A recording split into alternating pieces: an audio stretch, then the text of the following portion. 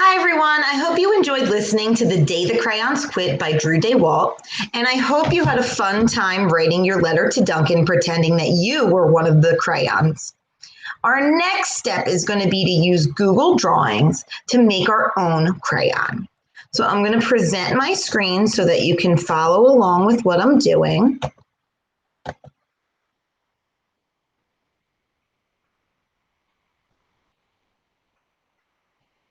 All right, so the first thing you're going to do, and this might look a little bit different to you, but the first thing you're going to do is come into the assignment in Google Classroom, and then all the way at the bottom, under all the videos and under the Google form, will be a blank Google Drawings document called The Day the Crayons Quit K-3. You're going to click on that, and that's going to open up a brand new Google Drawings document.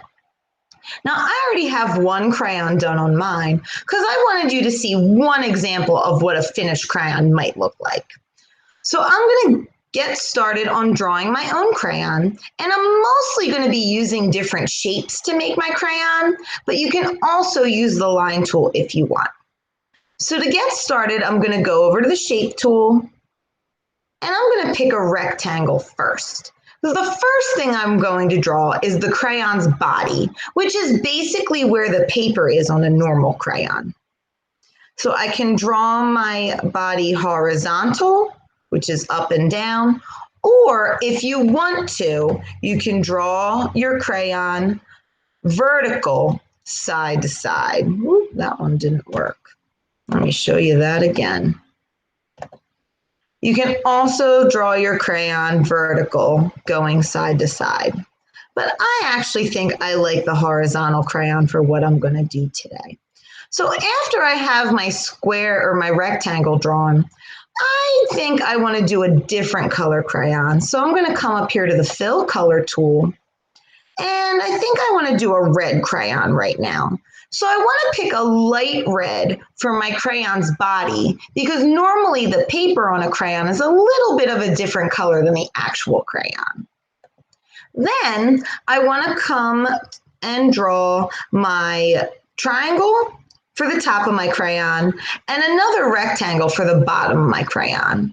So I'm going to use the shape tools again. So first I'm going to use my triangle. And I want to try to make my triangle be on top of this rectangle, but if it's not, that's okay because I can always move it around.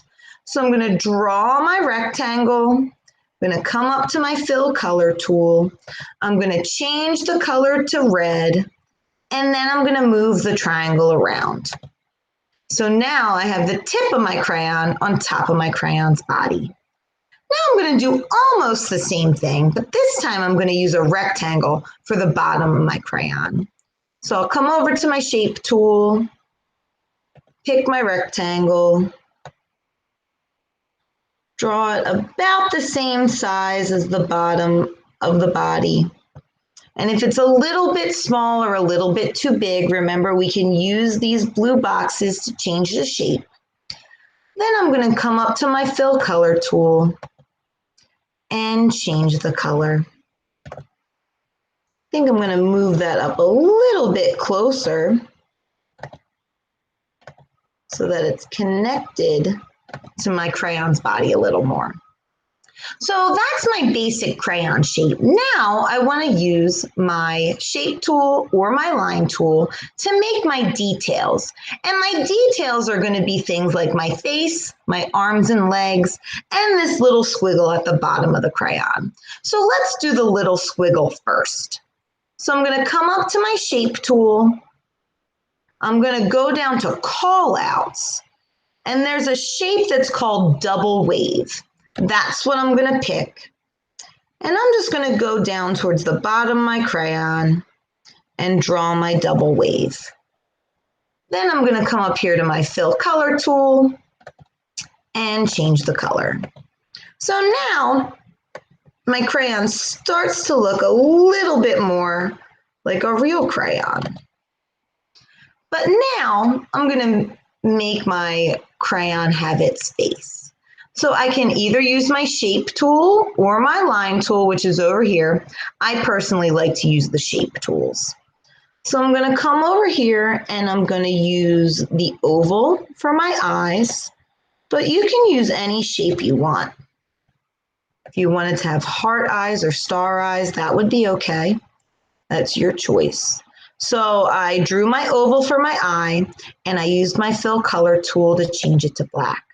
So I'm just going to do that again for my crayon's other eye. So I come up to the oval. I'm going to try to make it about the same size, but remember, I can always change the size and move the eye around if I need to. I'm going to come up to my fill color tool and I'm going to change it to black. Now for my crayon's mouth, I want to think about how did my crayon feel in the letter that I wrote to Duncan? Was my crayon happy or sad? Did they feel empty? It's up to you. Think about how your face might look or your mouth might look if you were feeling that way. So I think I'm going to have my crayon be excited, and maybe I'll use my oval tool again, like my crayon is yelling. So I drew the mouth. I'm going to change the color. I'm just going to use the arrow tool to move it over just a little bit. So this almost actually looks like my crayon surprised or excited, which I think is cool. Next, I want to draw my arms and my legs. And I think I'm going to use the shape tool for that too. So I'm going to come over to my rectangle. Whoops. And I want to make sure that my arms are a little bit smaller, because I don't think crayons would have very big arms.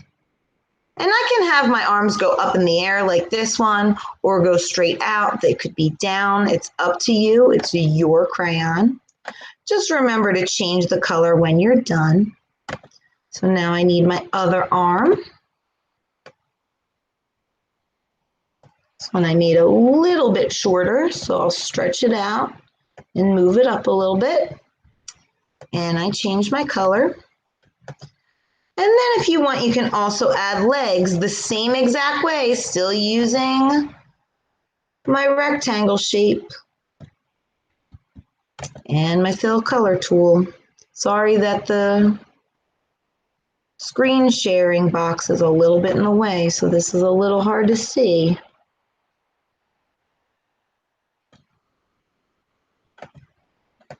I'm just going to make that a little bit smaller so that it matches, and move it over just a little bit. And ta-da, there is my crayon, just like in The Day the Crayons Quit. So after you're all done your crayon, you can exit out of that file, and then it should be saved in your Google Classroom so that you can just hit turn in, and we should be good to go. Let me know if you have any questions or need help with anything. Remember, my office hours are 11:30 to 2:30, Monday through Friday. Have a great week.